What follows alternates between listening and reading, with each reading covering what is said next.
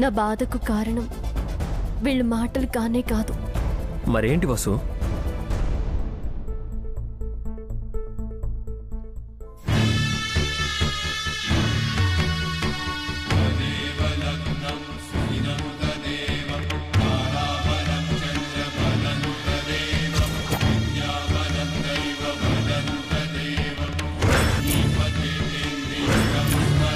నువ్వు స్పృహలో లేనప్పుడు నిన్ను బతికించుకోవడం కోసం నీ మెళ్ళో తాళి కట్టాను వసుంధరా. అంతేగాని నిన్ను మోసం చేయాలన్న ఉద్దేశంతో అయితే కాదు. మీరు కోమాలో నుంచి స్పృహలోకి వస్తే నేను మిమ్మల్ని ఇంటికి చేర్చి నా బాధ్యత పూర్తి చేసుకుందాం అనుకున్నాను. అలా చేసుంటే ముప్పు నా వల్లే వచ్చిందని అందరూ అనుకునేవారు సార్. మీరు నన్ను పెళ్లి చేసుకుని ఈ ఇంటికి తీసుకురావడంతో నేనే మిమ్మల్ని ఏమార్చి మిమ్మల్ని పెళ్లి చేసుకునేలా చేశానని, ఇక్కడికి తీసుకొచ్చాను అని అపర్ణ మేడం కూడా అనుకుంటున్నారు. నేను నిన్ను ఈ ఇంటికి కోడలిగా తీసుకొస్తానని వాళ్ళకి మాటిచ్చాను వసుంధరా. నా మాట నేను నిలబెట్టుకున్నాను. అప్పు మాటల్ని నువ్వు లెక్క చేయకు. నిన్ను ప్రేమించాను, ఇష్టపడి పెళ్లి చేసుకున్నాను. మధ్యలో మాత్రం వదిలేను వసుంధరా. రా. సార్ సార్ ఎక్కడికి? నీ మనసు బాధగా ఉందని చెప్పావు కదా, కాసేపు బయటికి వెళ్ళి ప్రశాంతంగా గడుపుదాం. వద్దు సార్, ఇప్పటికే అపర్ణ మేడం కోపంగా ఉన్నారు. ఇలా మీరు నన్ను బయటికి తీసుకువెళ్ళినా వాళ్ళు తప్పుగానే అనుకుంటారు. నా భార్య నిన్ను బయటికి తీసుకెళ్తుంటే ఎవరైనా ఎందుకు అని అడిగినా నేను సమాధానం చెప్పను. నువ్వు మాట్లాడకుండా రా. అది కాదు సార్. రా. సార్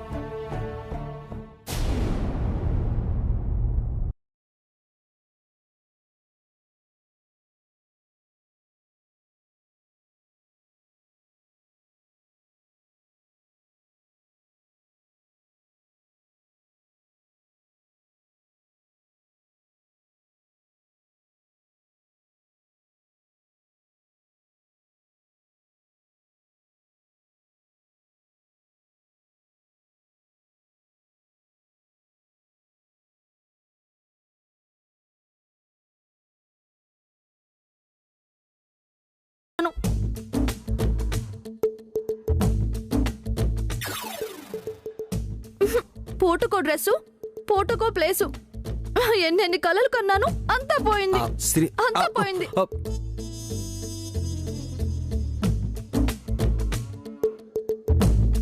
మిమ్మల్ని నమ్ముకుంటే ఇదే గతి. శ్రీమతి గారు, నేనున్నాను కదా. ఉన్నారు. ఇలా పట్టుకుంటారు, కొంచెంసేపు ఫీల్ అయ్యి ఈ ప్రపంచాన్నే మర్చిపోతారు. అందులోనే మనం అనుకున్నవన్నీ. ఇంతకంటే మీరేం చేశారు? ఎన్ని రోజులు ఇలా? ఇక నుంచి లేనిపోని ఆశలు పెంచకండి. శ్రీమతి గారిని వదిలేసే సమస్యే లేదు. ఇలాగే ఉంటే ఎప్పటికీ ఇలాగే ఉండిపోవాల్సిందే. అదే జరుగుతుందేమోను కదా నా భయం. ఇక మీరంటారా, తెగించి ముందుకు అడుగు వేసిందే లేదు. ఏం చేయను శ్రీమతి గారు, అంతా జరిగిపోతుంది అనుకునే లోపే దేవుడు నన్ను మీకు దూరంగా జరుపుతున్నాడు. మనం ఎన్నిసార్లు అనుకున్నా ఇంచైనా కదలలేకపోయాం. మీరు నన్ను ప్రశ్నించడంలో తప్పులే శ్రీమతి గారు, కానీ దీన్ని ఇలాగే వదిలేస్తే మనల్ని అందరంత దూరంగా విసిరేసే ప్రమాదం ఉంది. జరగనివ్వను, అలా జరగనివ్వను శ్రీమతి గారు. త్వరలోనే మంచి ప్లాన్ వేస్తాను. మనం అనుకున్నది చేసేద్దాం. ఇలా చెప్పి ఊరించుకోండి. రేపటి నుంచి మీ కారులో కాకుండా మీతోనే, మీరు మాత్రమే నన్ను ఆఫీస్కి తీసుకెళ్ళాలి. ఎలాగో మీరే ఆలోచించుకోండి. ఏంటేంటి? అదే ప్రేమగా మీరు నన్ను ఆఫీస్కి తీసుకెళ్ళాలి అంటున్నాను. అయినా ఇంతకు ముందు మీరు నన్ను ఎలా బయటికి తీసుకెళ్లేవారు? రాను రాను మీకు ఆలోచనే తగ్గిపోతుంది. శ్రీమతి గారు, అప్పుడు మనం ప్రేమించుకునే వాళ్ళం, సీక్రెట్ గా ఎన్నో కష్టాలు పడేవాళ్ళం. కానీ ఇప్పుడు మనం పెళ్లి చేసుకున్నాం. ప్రేమకి పద్ధతులు, పెద్దవాళ్ళు అని ఏమీ ఉండవు. కానీ పెళ్లి చేసుకున్నాక పెద్దల్ని, పద్ధతుల్ని చూసి అడుగు వేయాలి శ్రీమతి గారు. అన్నయ్య వాళ్ళు కూడా ఇప్పుడు అదే పరిస్థితిలో ఉన్నారు కదా. అవును శ్రీవారు, కనీసం వాళ్ళ విషయంలోనైనా మనం ఏం చేయలేమా? అందుకే శ్రీమతి గారు, మన పని పక్కన పెట్టి మరీ ఆలోచిస్తున్నాను. ఏం చేస్తున్నారండి? అన్నయ్య వదినలకు తెలియకుండా వాళ్ళిద్దరినీ హనీమూన్కి పంపించేస్తున్నాను. మీరు సూపర్ అండి ఆనంద్ గారు. కానీ ఎలా పంపిస్తారు? అదే ఆలోచిస్తున్నాను శ్రీమతి గారు.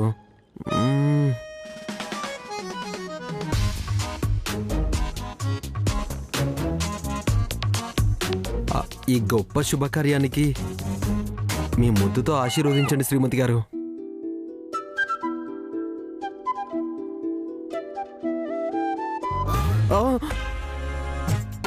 మీరు అనుకున్నవన్నీ జరగాలి. తదాస్తు. శ్రీమతి గారు, ముద్దు పెట్టాలి అన్నాను కదా. ముందు మీ అన్నయ్యని మా అక్కని హనీమూన్కి పంపించేయండి. అప్పుడు మీ గొప్పతనానికి ఒక ముద్దేం కర్మ, 100 ముద్దుల ముద్దర్లతో కృతజ్ఞతలు తెలుపుతా. అయినా మీరు అప్పుడప్పుడు ఇలా నా ఫీలింగ్స్ ని కట్టి పడేస్తారు. తర్వాత నేను ఏం చేయలేని తిట్టి పడేస్తారు. నా ముందు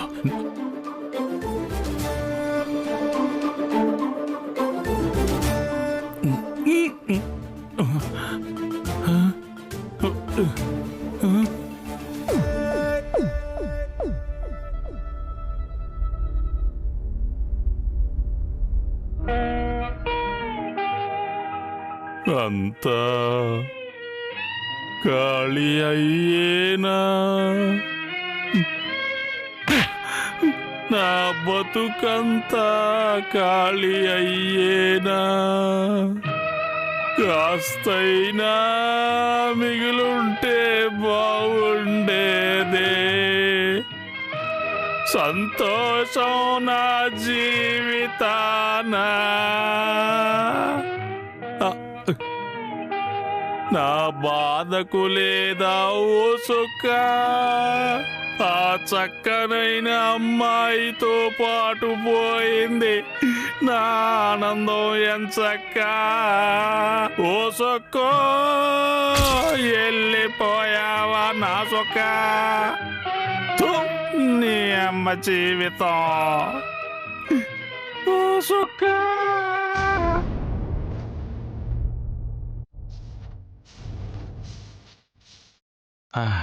అందరూ పడుకున్నారు.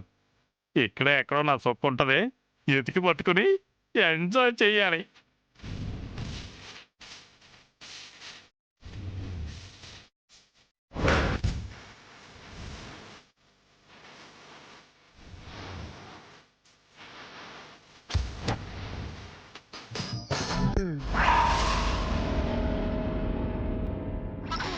వీడెవడు ఈ టైంలో బ్లాంకెట్ కప్పుకొని కోడిని పట్టుకోవడానికి నడుస్తున్నట్టు అలా నడుస్తున్నాడేంటి?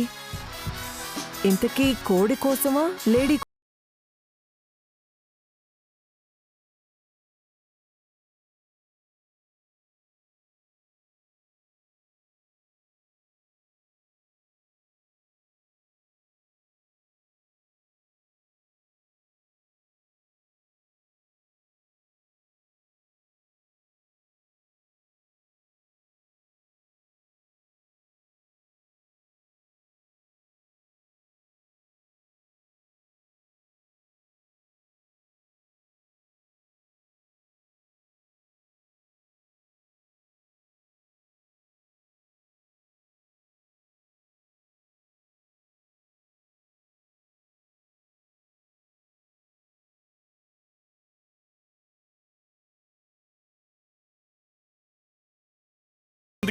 మన దృష్టిలో హనీమూన్ క్యాన్సిల్ అయింది, కానీ వాళ్ళిద్దరి మనసులు కనెక్ట్ అయ్యే ఉన్నాయి కదా. ఏ క్షణాన్నైనా వాళ్ళు ఏమైనా చేసుకోవచ్చు. దాని శుభవార్త అనుకుంటున్నావు చూడు. నువ్వు వెంగళప్పవి. వాళ్ళిద్దరి మధ్య అన్ని జరిగిపోతాయంటావా? ఓరి వెర్రి పిచ్చయ్యా, వాళ్ళకి పెళ్ళే జరిగిపోయింది. ఇంకా వేరే ఏమైనా జరగడానికి కష్టమా? అయితే మనం ఏం చేయలేమా? మనం మంచి చేయలేము, కానీ ఇలాంటివి చాలా చెయ్యొచ్చు. అంటే వాళ్ళని చంపేద్దామా? చంపేద్దాం. వసుంధర మీద వంశీకున్న ప్రేమని చంపేద్దాం. మా మాటలతో వంశీ ప్రేమని మార్చలేం. అందుకే నీ చేష్టలతో వంశీకి వసుంధర మీదున్న ప్రేమని చంపేద్దాం. పైగా వసుంధర నీ మాట వింటుంది కదా. అదేదో వసుంధర వైపు నుండి జరగాలి. పిలిపించదాన్ని. జరిపించాల్సింది నేను జరిపిస్తాను. అవును, నిజమే. ఇప్పుడు కాదు, వాళ్ళని ఆపి ఆ తర్వాత పార్టీ చేసుకుంటా.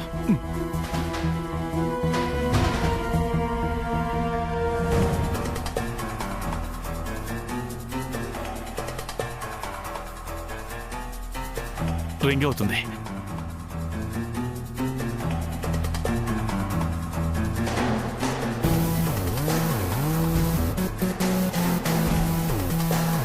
ఏమైంది?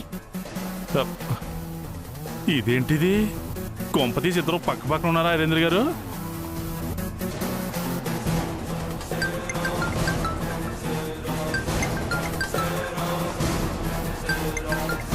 ఏమండే, వసుంధర ఫోన్ కూడా ఇక్కడే ఉంది. అయితే వసుంధర వంశీతో ఏకాంతంగా ఎక్కడికో వెళ్ళిపోయింది. అమ్మో అమ్మో, అంత అయిపోయే ఉంటుంది. ఇప్పుడు నేను చేయడానికి ఏం మిగిలి ఉంటుంది?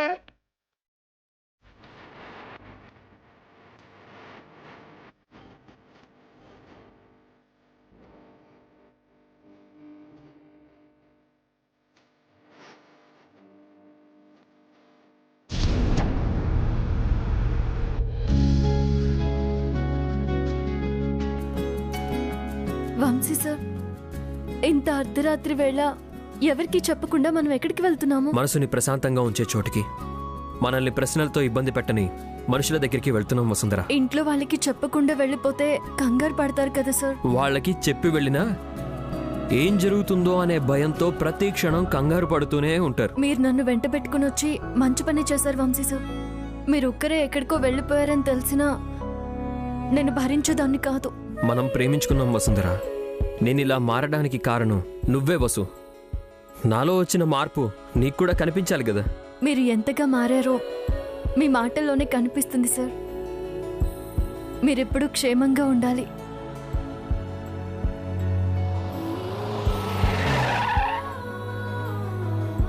ఏమైంది సార్? ఒక్క నిమిషం, ఇప్పుడే వస్తా.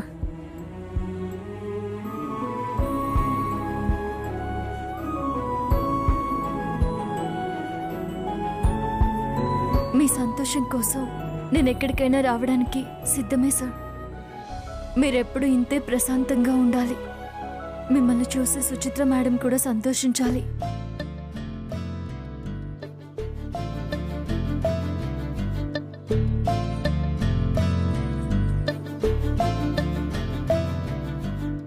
ఇప్పుడు ఇవన్నీ ఎందుకు సార్?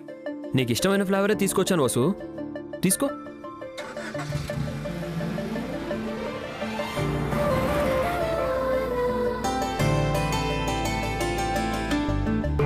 వసు, ఇప్పుడు మనం ఎక్కడికి వెళ్తున్నావో నీకు తెలుసా? తెలియదు సార్. పోనీ నన్నేమైనా అడగాలనుకుంటున్నావా? నాకు మీ మీద నమ్మకం ఉంది సార్. మీరు నన్ను సంతోషంగా ఉంచడం కోసమే మీరు నన్ను అలా షికార్కి తీసుకువెళ్తున్నారు. నీ తెలివితేటలు చూసే మా అమ్మ నిన్ను నా సెక్రటరీగా అపాయింట్ చేసింది వసుంధరా.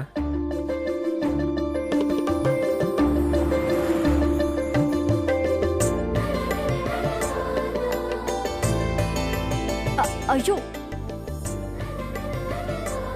మీరంత కష్టపడుతూ తినకపోతే అలా పక్క కాపీ తినొచ్చు కదా సార్. ట్రాఫిక్ జామ్ అవుతుందేమోనని ఆపలేదు వసుంధరా. సరే, మీరు మెల్లగా డ్రైవ్ చేయండి, నేను మీకు తినిపిస్తాను.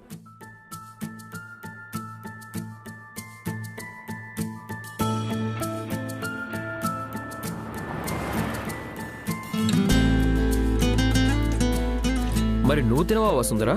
మీరు తినండి సార్, నేను తర్వాత తింటాను. నా ఐస్ క్రీము ఈ చేతిలో ఉంది కదా సార్, మీది అయిపోగానే నేను తింటాను. ఇప్పుడు నువ్వు తిను వసుంధరా.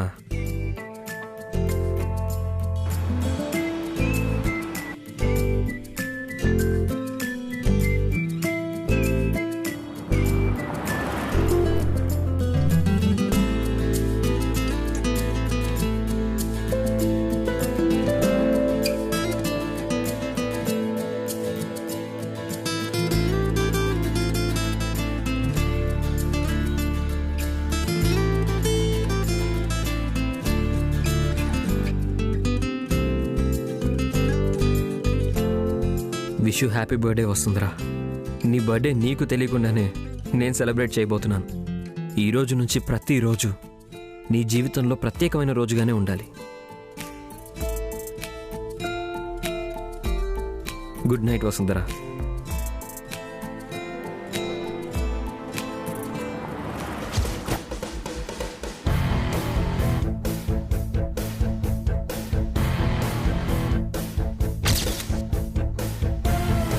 అమ్మో, రాత్రి నుంచి వసుంధర జాడలేదు.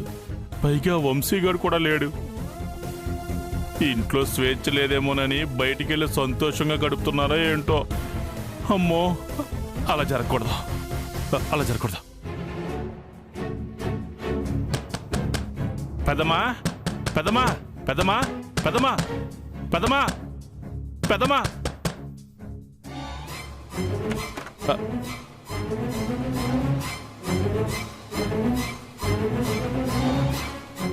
ఏమైంది భవిష్యానంద స్వామి?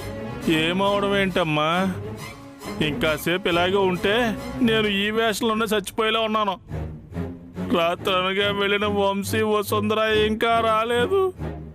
అమ్మో, అక్కడ ఏం ఘోరం జరిగిపోతుందో ఏంటో. అసలే మీ వంశీ మంచోడు కాదు పెద్దమ్మా. జోగేంద్ర, అంటే నా ఉద్దేశం, వంశీ ఎవరికి ఏం చెప్పకుండా సొంత నిర్ణయాలు తీసుకుంటాడు కదా పెద్దమ్మా. ఇప్పుడు కూడా అలాంటిది ఏమన్నా ఉంటుందేమో అని. నీ అనుమానం తీరేలాగా నేనే కనుక్కుంటాను. పద. ఓకే.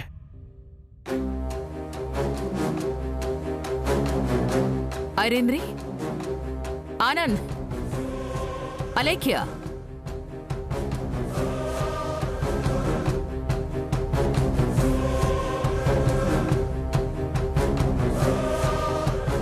ఏమైందమ్మా?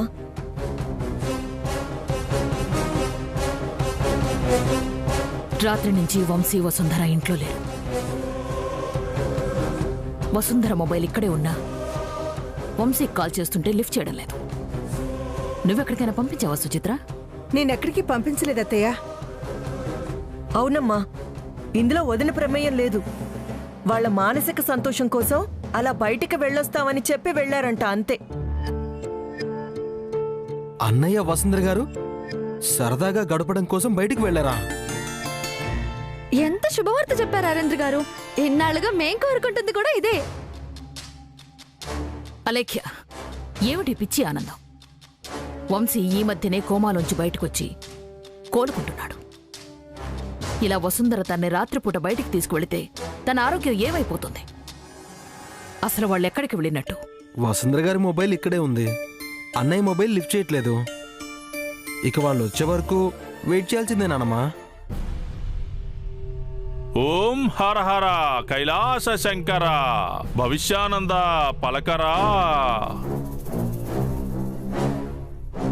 రైట్ టైంకి స్వామి కూడా వచ్చారు. ఆయన అడిగితే తెలిసిపోతుంది కదా. నాకు సర్వం తెలుసు సాధ్వి. అబచ్చా, అలా అయితే మా అన్నయ్య వదిలి ఎక్కడున్నారో చెప్పండి స్వామీజీ. ఓం హర హర శంభో శంకర.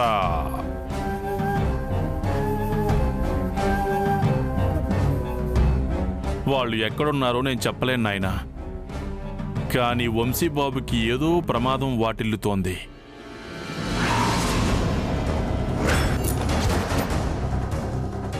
ఏంటి స్వామి మీరంటుంది?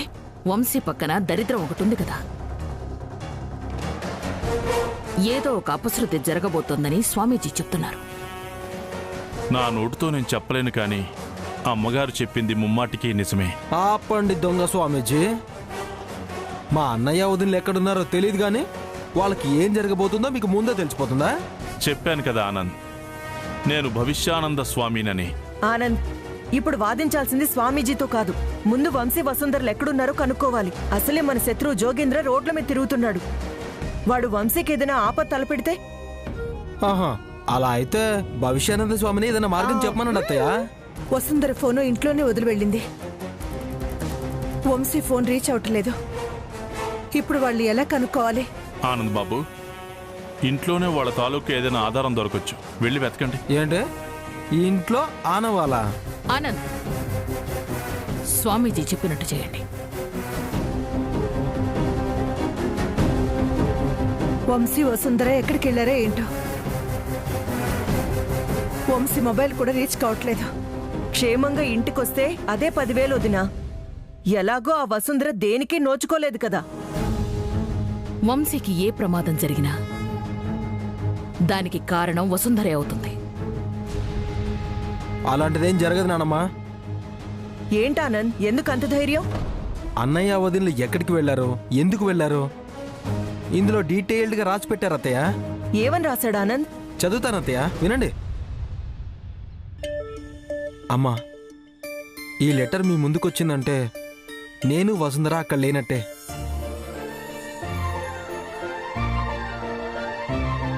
మీకిచ్చిన మాట ప్రకారం వసుంధర గారిని పెళ్లి చేసుకుని ఆ ఇంటికి తీసుకొచ్చాను.